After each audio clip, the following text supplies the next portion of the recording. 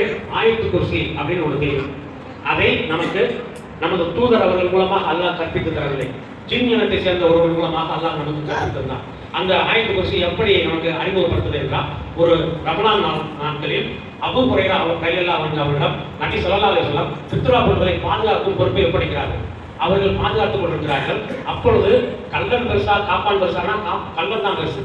அதுல அவர்கள் வெளியில சென்று வரும்போது அந்த ஃபித்ரா பொருட்கள் கொஞ்சம் அள்ளப்பட்டிருக்கிறது தெரியுது. யாரோ கொஞ்சம் எடுத்துட்டு இருக்காங்க அப்படிங்கிறத அபூ ஹுரைரா நோட்டீஸ் பண்ணிட்டு ரசூலா சொல்றாங்க, யாரும் சொல்ல நான் கவனமா தான் இருந்தேன், இருந்தாலும் ஃபித்ரா பொருட்களை கொஞ்சம் ஏதோ எடுத்துட்டு போன மாதிரி தெரியுது அப்படின்னு ரசூலா சொல்லும்போது, ரசூலாவுக்கு ஏற்கனவே அல்லாஹ் வழி அறிவித்து விட்டார். எனவே ரசூலா உடனே சொல்றாங்க, அது யார் அள்ளிட்டு போனாங்களோ அவங்கள நீங்க பிடிக்க விரும்புறீங்களா? அபூ ஹுரைரா சொல்றாங்க, ஆமா ரசூலா, எப்படி நம்ம பாதுகாப்பு சொல்லாம கொள்ளாம எப்படி ஃபித்ரா பொருள் எடுத்துட்டு போறோம் அப்படின்னு சொன்னோம்னா ரசூலா சொல்றாங்க, நாளைக்கு அது வருவான், நீங்க சுப்ஹான மன் ஸஹரக லி முஹம்மத் அப்படின்னு சொல்லுங்க. இது ஒரு பாஸ்வேர்ட், ஒரு கோட் வேர்ட். இதை சொல்லுங்க, அவன் உங்கள் கண்களுக்கு தென்படுவான் என்று ரசூலா சொல்றாங்க. மறுநாளும் அதே மாதிரி பொருள்கள் அள்ளப்பட்டிருக்கும் போது இதை சொல்கிறார்கள்.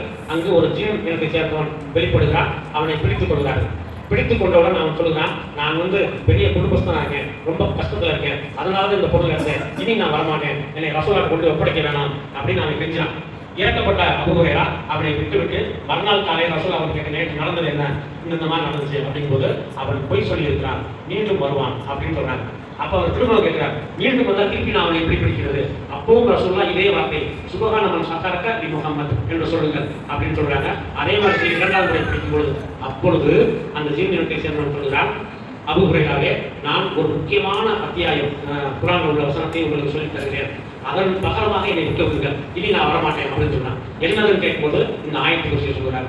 எவர் ஒருத்தர் இரவு உறங்கும் முன் இந்த ஆயத்து குர்சியை ஓதி சொல்கிறாரோ அவருக்கு இரவு முழுக்க அந்த பாதுகாப்பு வழங்கப்படும். காலையில சுபுக்கு எந்திரிக்கக்கூடியதா தள்ளி போடக்கூடியதெல்லாம் நின்றும், பாதுகாப்புல அவர் இருப்பார் அப்படின்னு சொல்லும் பொழுது அதை கேட்டு ரசூலா சொல்லும்போது ரசூலா சொல்றாங்க, அவன் பொய் பேசக்கூடியவனாக இருந்தாலும் இந்த ஆயத்து குர்சி விஷயத்தில் அவன் உண்மையே சொல்லியிருக்கிறார் என்று நம்ம தூதர் சொல்கிறாங்க.